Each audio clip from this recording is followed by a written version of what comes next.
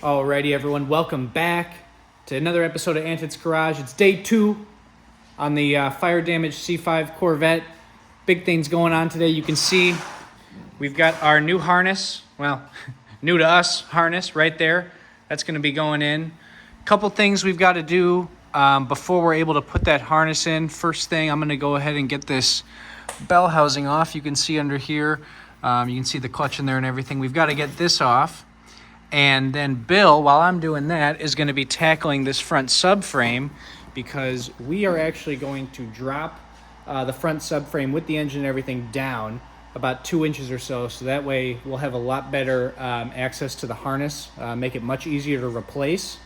Now, Bill, I wanted to ask you, just so you can tell everyone, why don't you just go over really quick what the process is, just really quick for just lowering this cradle here down so that way they can understand a little better. Well, one of the interesting things, like we had showed you guys in the first video with the Corvette suspension, it runs a monoleaf, which means it's only a single spring.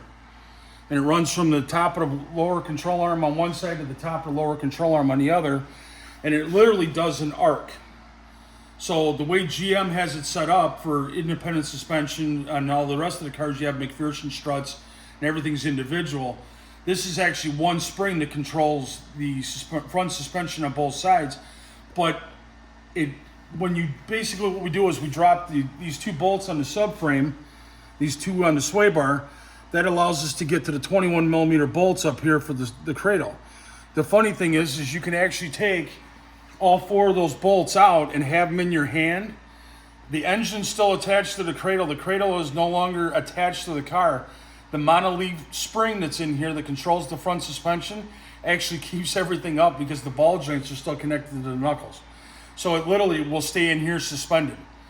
So in order for us to get access to drop the motor down to get the wiring harness out from behind the motor, we actually have to pry it down, put force against the monoleaf spring, and put wood wedge blocks in there so that way we can get enough access room to get back to it. The little tidbit of information with it, which is kind of nice with these Corvettes that some people may not know, and if there are Corvette owners that are watching us, this is a little bit of knowledge for you. I'm going to get Jack to get the light over here real quick. Come on the backside, Jack. Hello. There is actually an adjustment nut right up here, right where my finger is. That adjustment nut works this little screw right here on the bottom side of the spring. And what it does is when you adjust that nut up on the top, which is connected to the rod, it's all one piece. That actually will raise or lower your front suspension on a factory Corvette without having to put any aftermarket parts in it. So if you've got, C5, C6, and you're like, yeah, it's a little high, but I want to lower it a little bit, all you got to do is turn the adjustment right there. Measure it from the well opening on the bottom of the fender to the ground on both sides. Take a standard measurement and then basically just crawl underneath there, ratchet it a little bit, and that will lower or raise your vehicle from there, from the factory. But they don't tell you because most people just leave it the way it is, or they eliminate the monoleaf in it and put independent suspension in there.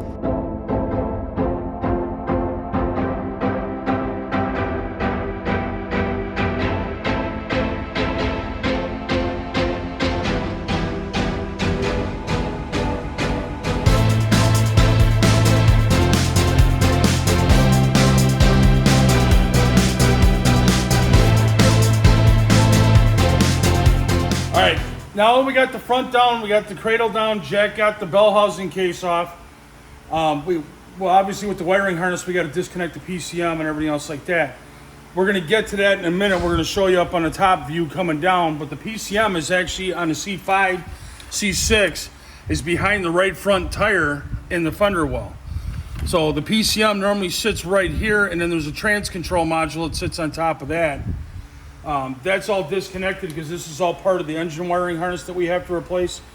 Instead of just pulling down that one side and trying to patch all the wires together, it takes a lot of time, and it works, but we go for longevity. Obviously, you can see the amount of extent of work that we have to go through just to get to this point. We believe in doing it one and done, and that's what we're doing. We got a used harness for it. That's what we're putting back in, and then back here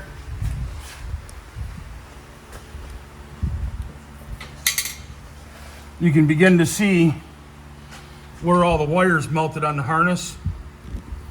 And it's definitely not a good situation. And then you can see the O2 sensor wires and everything that runs up here. These are all melted also. Yeah, she's toasty. So by taking the bell housing case off back here, now we have our access to the wiring harness. So now we can feed the wiring harness through with the motor being dropped. And then we'll drop the car down and then we'll show you the top view and see what it looks like with all the connectors underneath the battery. All right, next thing, like I was saying when I was on the side of the car just a moment ago, this is where the battery sits. So if you put, like this car has a supercharger mounted on it, this is actually the intercooler reservoir for it. We just kind of pull this out of our way so we can gain access to the wiring harness setup down here. But this is where the battery's at, and it's like, oh yeah, it's a little tucked in there. Well, here's one thing that most people don't realize. And you guys get to realize that by watching Antics Garage. Look at all that wiring over there. Some people are going, oh, no way. That would make me sick to think I got to play with it. Believe it or not, there's only a couple connectors that we got to disconnect. And like we were showing you down below a moment ago, where I had to disconnect the computer. And you saw those wires hanging? There it is. That's why we had to disconnect that computer and that trans control module. That is the end of the wiring harness that we have to put in. And as you can see, it's coming out on its own. It definitely wants to get fixed. The other thing that we didn't show you on the harness, some of you may have picked it up, some may not. On this fuse box, these little holes right here, it's actually screws that are below it. We got to lift this fuse box up, take the lower panel off. There's one harness that comes into a block that goes into the bottom here. We got to take that off because that's the other part of our wiring harness.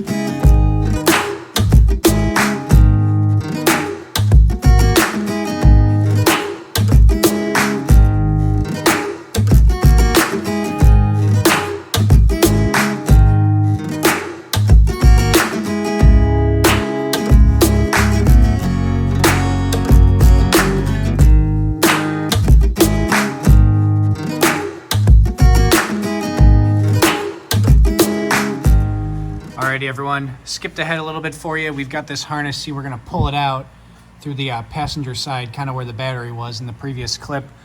We did discover, it looks like the fire did take some of this transmission wiring harness with it. We don't have a replacement harness for this, but we are going to be able to just repair this properly and put that all back together, so that'll be fine. But you can really see the damage here on some of these connectors. Like you can see just how roached they are. Like right here, ground, there's not even an eyelet on it anymore. And you can see it's pretty significant all the way around. So this harness is definitely toast. Fortunately, we do have an entire unit that we can replace on this, but just wanted to give you a little update just so you can really see the damage that we're looking at here and why we had to do all this to get to this stuff. So we're gonna keep chugging away on it. And next time you see it, hopefully we'll be pulling it out.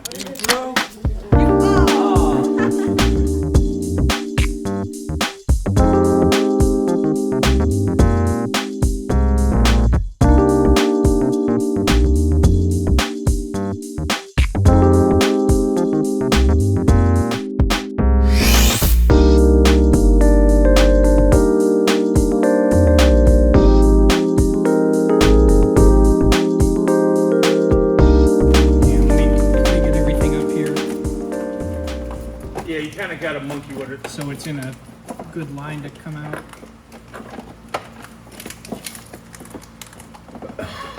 Okay.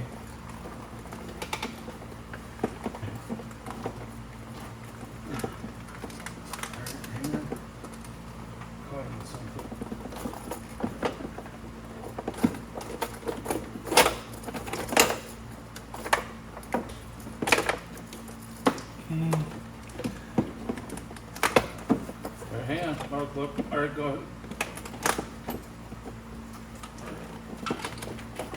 All right, hang on.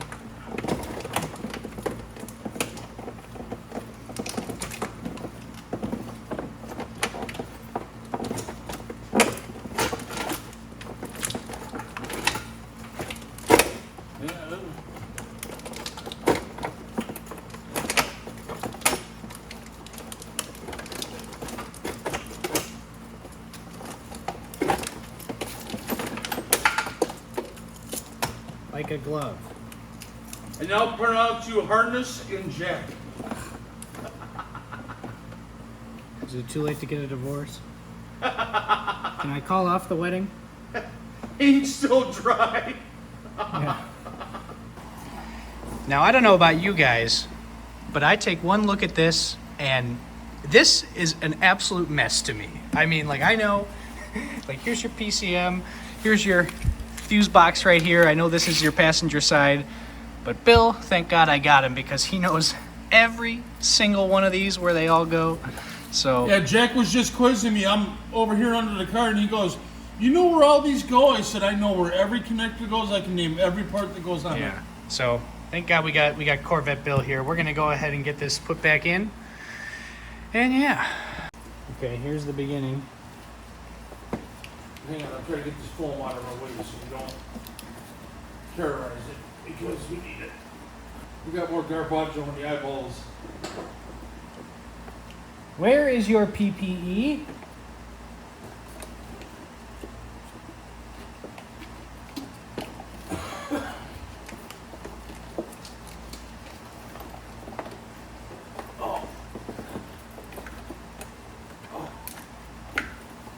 Alright, so now we got 2 sections coming.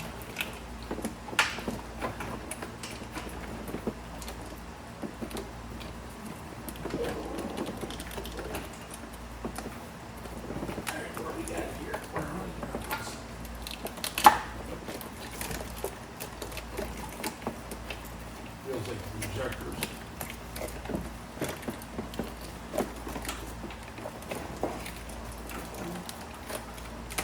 No, you're fine. I'm just joking around.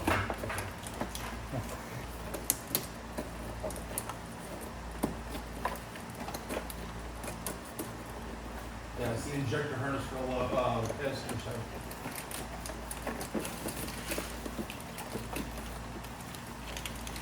Yeah, so we're right there at the end.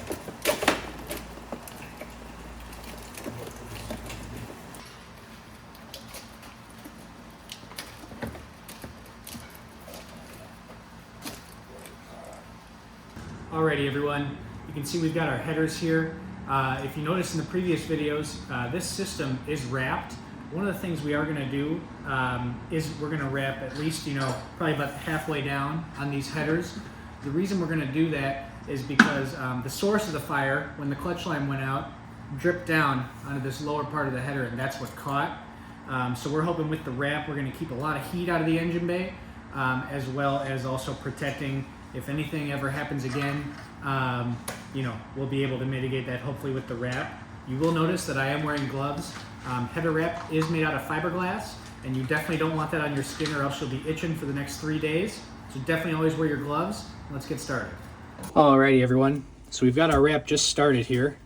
First things first, you're definitely going to want to soak your wrap real quick, just to get it completely saturated. That way that'll ensure that when it dries, you're going to get a nice tight cinch on it.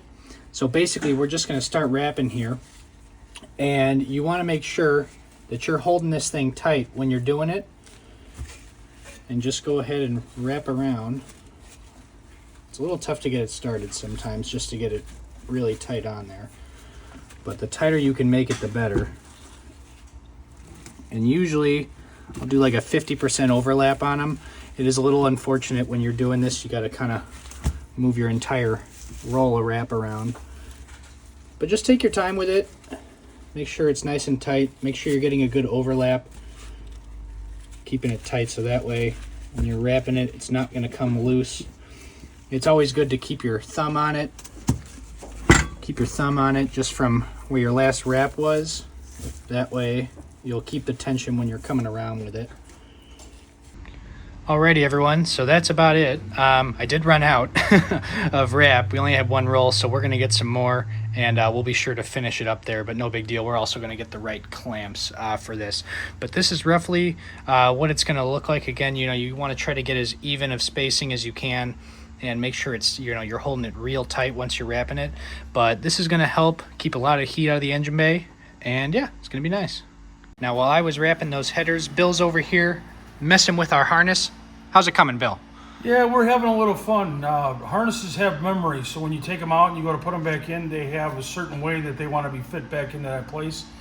Unfortunately, with us having a supercharger and everything else like that on this car, trying to put a hardened harness back in, it's a little interesting.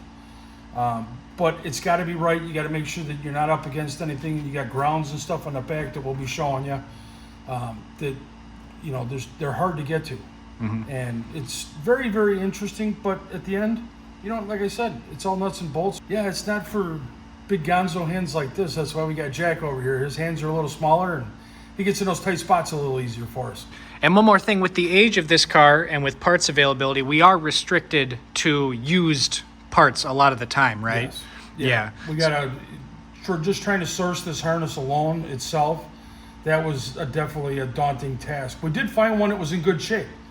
A lot of these have been chopped and cut, and people don't care. But we found somebody that had taken care of their car, and unfortunately, it met its demise in a bad way. So we were able to scavenge off the harness off it and keep this gentleman on the road. But before we get back to that, I just wanted to show you we got some fresh fiberglass in the building tonight, in the way of our next car.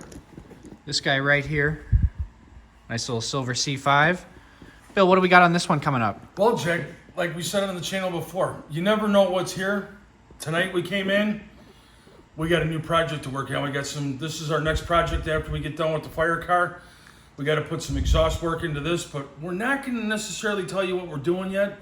We're going to just let you know that we got some exhaust work to do. This gets a couple bolt-on upgrades. But Jack, before I forget, we got another package in the building. I know, I see the box. Look, we got a nice little box over here, everybody. Our project after we get done with the fire car, and then we go get the exhaust work that we got to do done on this, we got a blower car to do.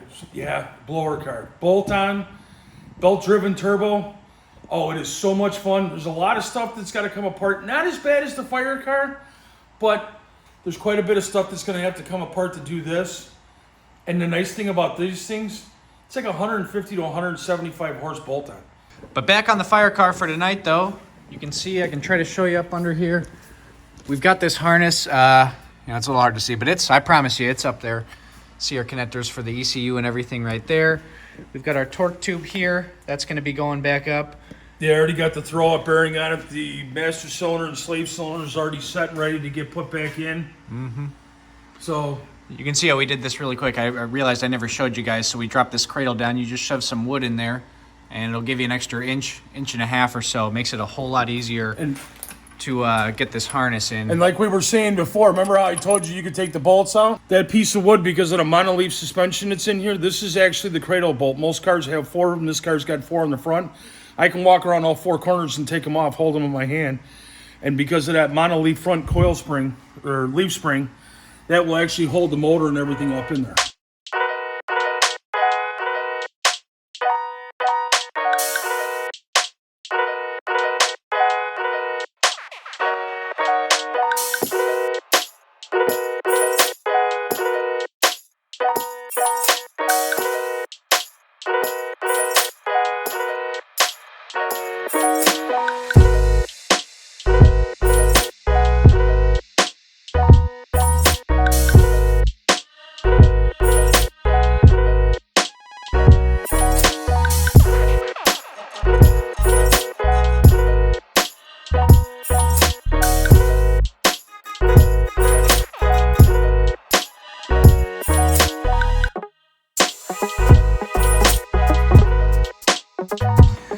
Alrighty, everyone, just a quick progress report here.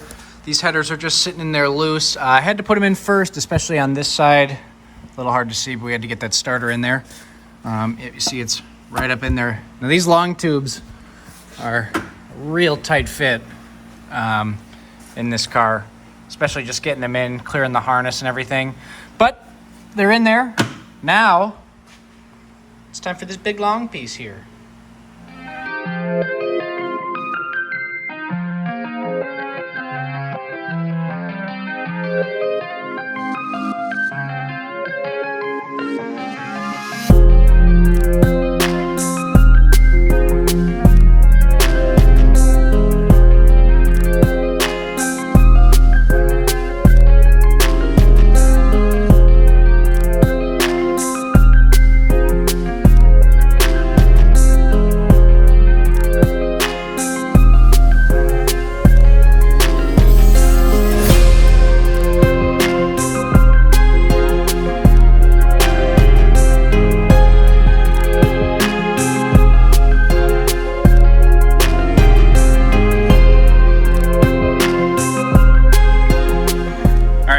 to just give you a quick update of where we're at right now. So you can see it starts here, torque tube goes into the engine there.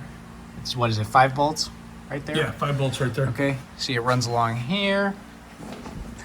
Then you got the trans hooked up there. The diff is 2 bolts, 3 nuts right there going all the way around. You can see we got the drive shafts in at this point as well. So now we are ready to go up with the cradle.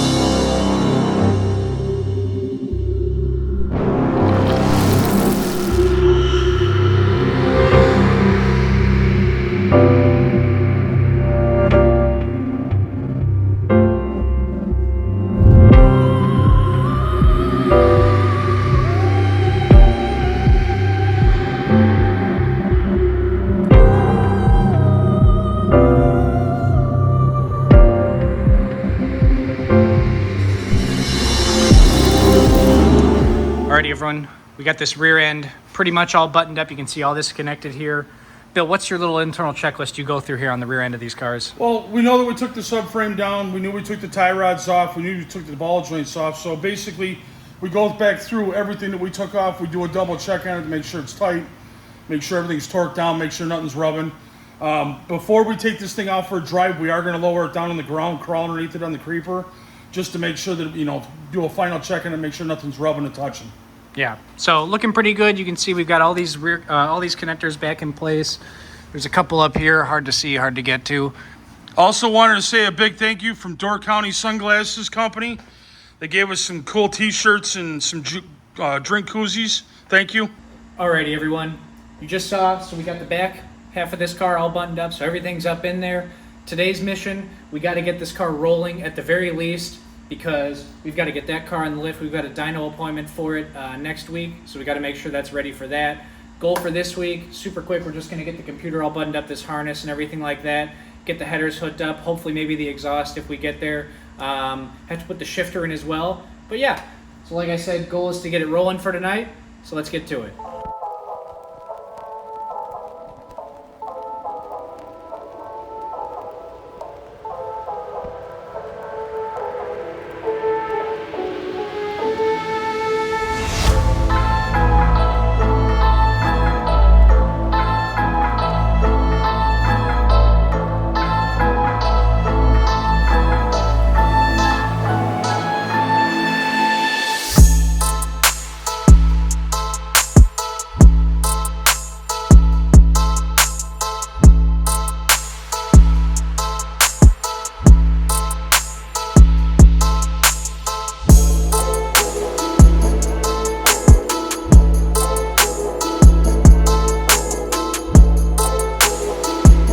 Alrighty, everyone, we got this thing all set up here. You can see this cap opens, it's all nice and smooth. Everything here, shifter, everything lines up properly.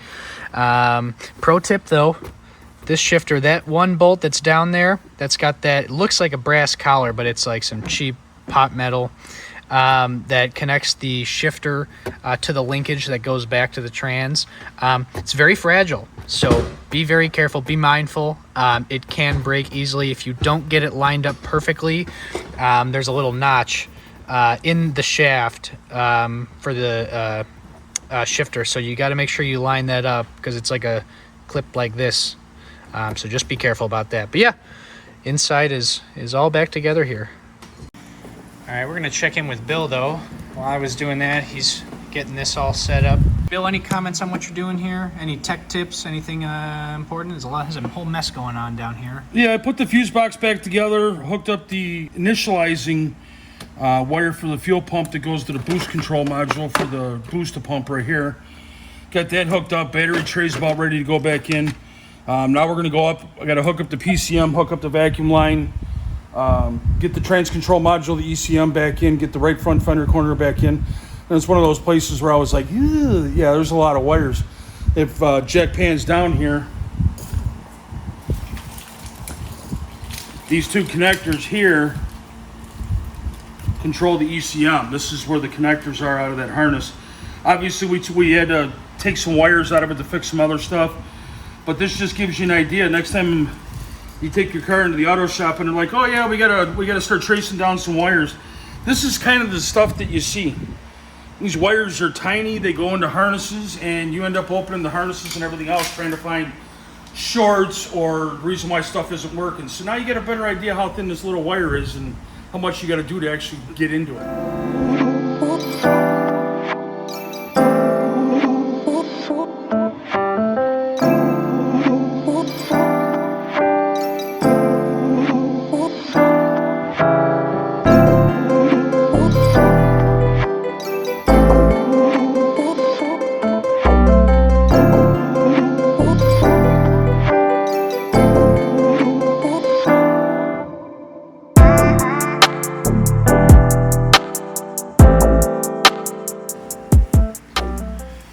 Alrighty, everybody. You can see we're all buttoned up under there. Everything is connected. That plate is on, so it's nice and protected. We've also got this plate all the way back here. Believe it or not, all of these bolts went in perfectly fine, except one. That's all right. Yeah, 2 ground straps, put the headers on, and we can start putting the exhaust back on. Once we get the ground straps put back on up top, we're going to actually raise it back up. Pull the bolts out of the front K-frame so we can bolt that back so we know the front end's secure, put the tires back on. Then we'll start doing the headers. That way we know the car can be on the ground. There we go.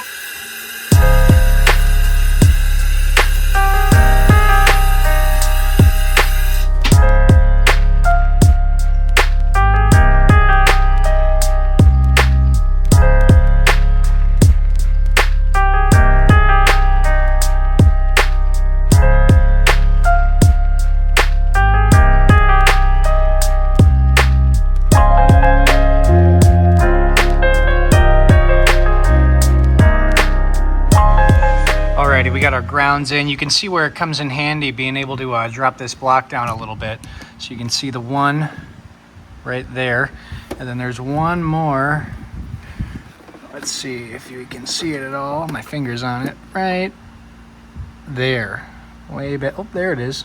Peeking its head out right back there. So yeah, you can see with this block all the way up, this engine all the way up, super, super difficult to get to those. All right, now that Jack got all the grounds situated up top, now we can actually lift the motor back up and put it back where it goes. By doing that, we're going to pry that K-frame down, the subframe down right here.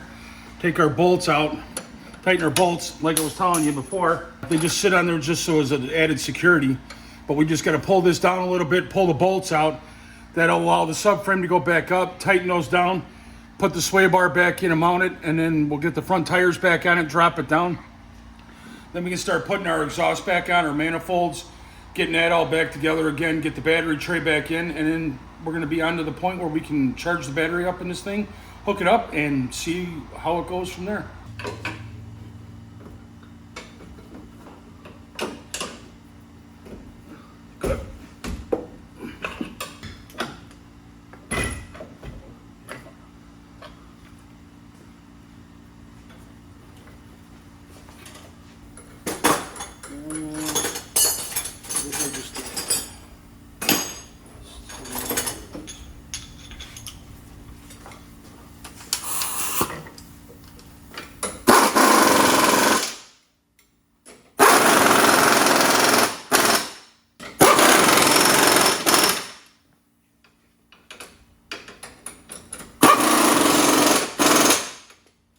Yes, sir. Sweeter.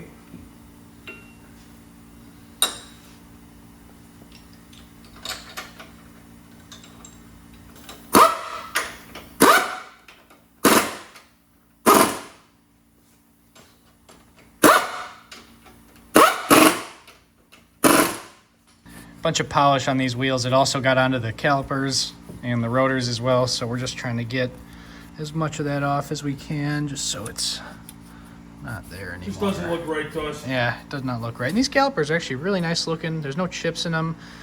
This shit right here, I don't know how to dig that out of there, but yeah. Alrighty, everyone, next order of business on this thing is replacing the clutch master cylinder. Bill's working under the hood to get it disconnected.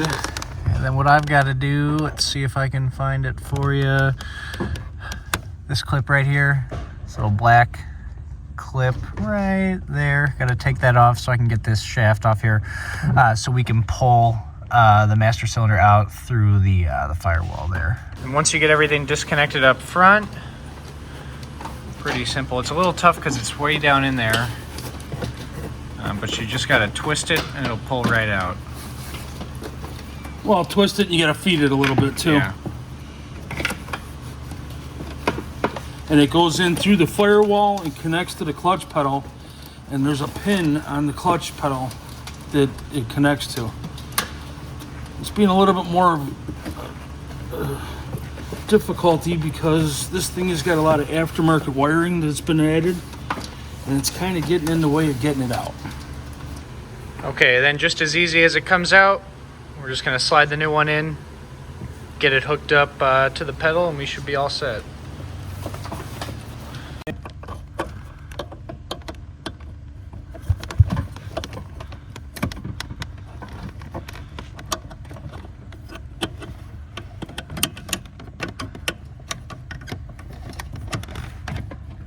All right, then once you get it in, you just slide this clip right back on, and you're good to go. All right, everyone, now that we got the clutch pedal installed, we're gonna explain to you, we got a remote bleeder on this clutch, and Bill's gonna explain what the remote bleeder is and why it makes it easier to bleed the clutch on this car.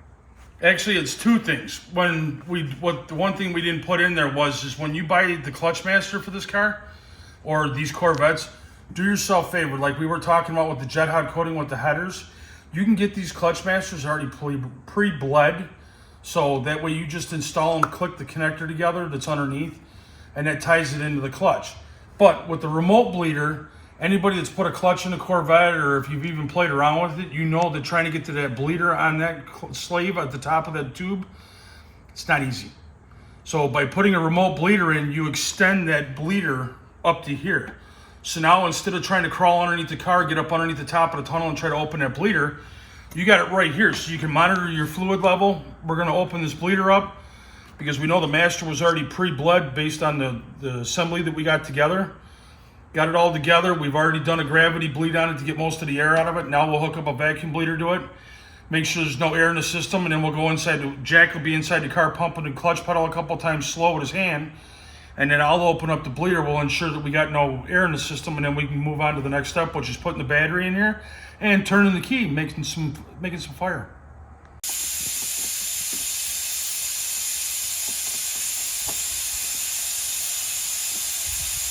The system.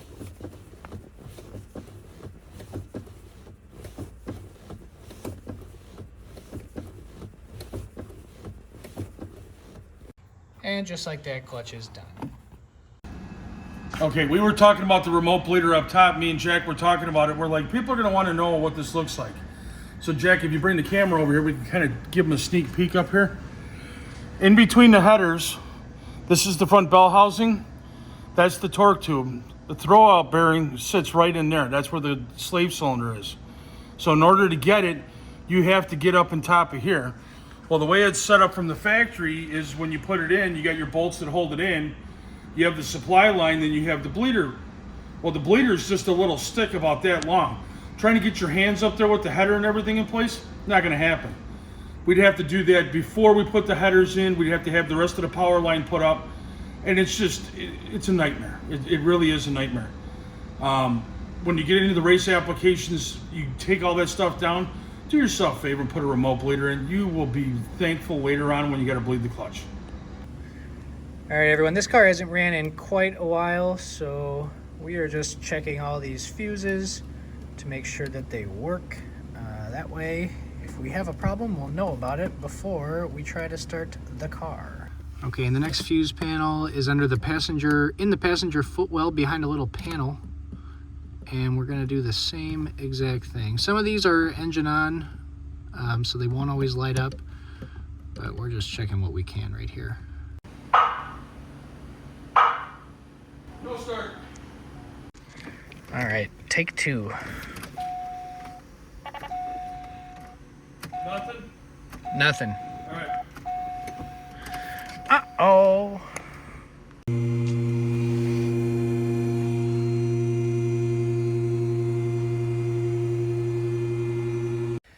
All right, everyone, we have figured it out.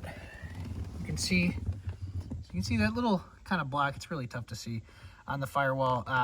That's a little switch that when you push the clutch in, it's like a clutch Safety switch. neutral safety switch. Yeah. You can see we've got it jumped with a paper clip. Oop. Jumped with a paper clip. And if we do that, then the car will start.